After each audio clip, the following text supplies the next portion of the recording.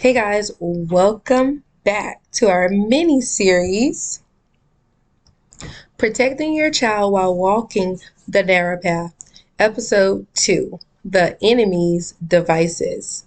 So, family, welcome back to It's Simple, Why Complicated. I'm your girl, Quetta, and today we're getting deeper into something every parent needs to understand. Now, the enemy doesn't always attack your child with fear, trauma, or obvious evil. Sometimes he attacks them with entertainment. And if you're walking the narrow path, you already know discernment is not optional, it's essential. So let's talk about how the enemy uses subtle devices to shape your child's identity, desires, and spiritual appetite. So without you even realizing it, the device of distractions. The enemy first strategy is simple. It's distractions. If he can't distract your child long enough, he can disconnect them from God without ever confronting them directly, right? So, amplified version, Ephesians chapter 5, 15 and 16. It says, "Look carefully then how you walk, making the very most of your time, recognizing and taking advantage of each opportunity." So children don't recognize the opportunities. They only just follow the stimulation, right? And the enemy knows this. He fills their world with endless strolling, fast-paced videos, overstimulating games, content that rewards impulsiveness, right? Trends that normalize rebellion, characters that model emotional instability. It look harmless, right? But spiritually, it's forming habits, and habits become identity. So now the device of normalization comes when, well, the enemy doesn't introduce sin to children by making it look evil, right? He introduces it by making it look normal. So that's the normalization, right? So it sneaks up on you. Isaiah chapter 5:20 Amplified Version warns us, "Woe to those who call evil good and good evil." This is happening everywhere in children's media. Like, let's make this real. So the funny character, quote unquote, your child watches a character who talks back to adults, use magic for fun, breaks rules without consequences, has no emotional discipline, treats disrespect as humor, makes rebellion looks brave. Your child laughs. They imitate, they absorb, but spiritually, the enemy is normalizing behaviors that contradict God's order. This is not entertainment. It's simply conditioning one-on-one. So the device of identity is confusion. So now you got your child confused. That's how the enemy works. The enemy knows that identity is formed early. So he targets children with a message that blur the lines God clearly establishes. So in Psalms 139, verse 14, "I will give thanks to you, for I am fearfully and wonderfully made." But the world tells children you can be anything you want. You can choose your own identity. You can redefine yourself.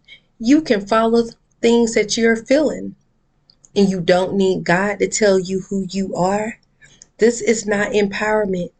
This is confused. No wonder children always want to wear pink. We got boys wearing LOL doll shoes and wearing a pink book bag and polishing their doggone nails. And I cannot keep up with some of these children I see out in the world, out here in these streets in Walmart.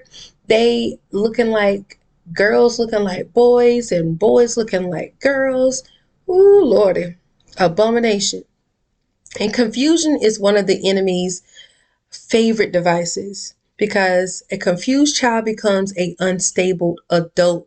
And we have a whole bunch of unstable adults around here.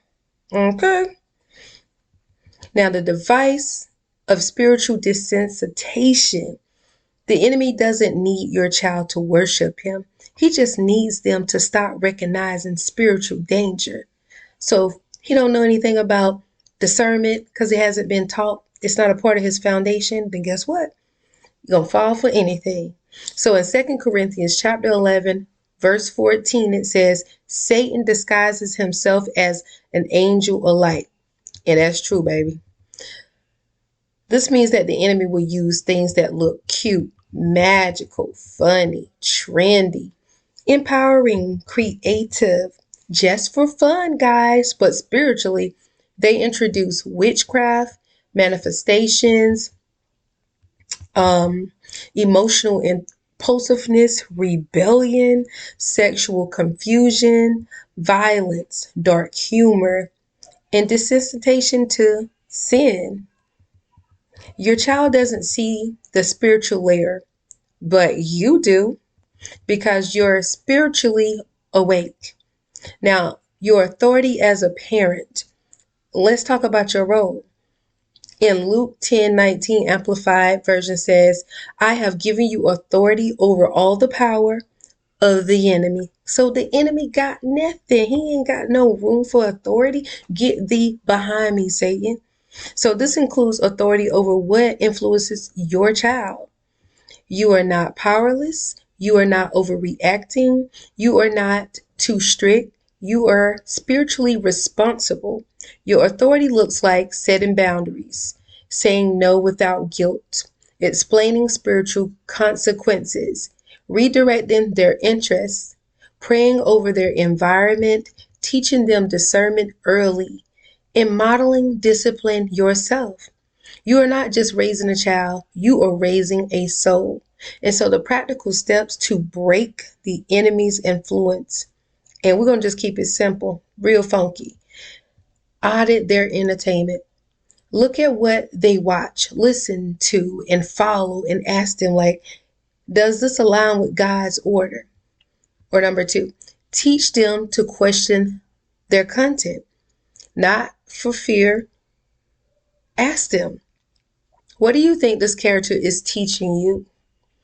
3. Replace harmful content with purposeful content. Give them options that build character, creativity, confidence, spiritual awareness, and emotional stability. 4. Pray over their mind daily. Ask God to guide their imagination and purify their desires. 5. Create a spiritual safe home environment. Your home should feel like peace, not chaos. In closing, family, the enemy is subtle. He's strategic, he's patient, but he is not stronger than the authority of God that God places in your hand. So your child are not helpless, they are not vulnerable, they are not unprotected because they have you. A parent walking the narrow path, a parent who sees spiritually, a parent who refuses to let the world raise their child. Is simple. Why complicate it? So I'm going to see you guys in episode 3. You did? And that title is Building a Spiritually Safe Home. It's your child's first sanctuary. All right, so next time we're going to hit episode 3. It's building a spiritually safe home. All right, so if you like this content, hey, support your girl by subscribing, liking, also sharing this with someone else who needs it, especially when it comes to the children. We got to protect them and protect their peace. All right.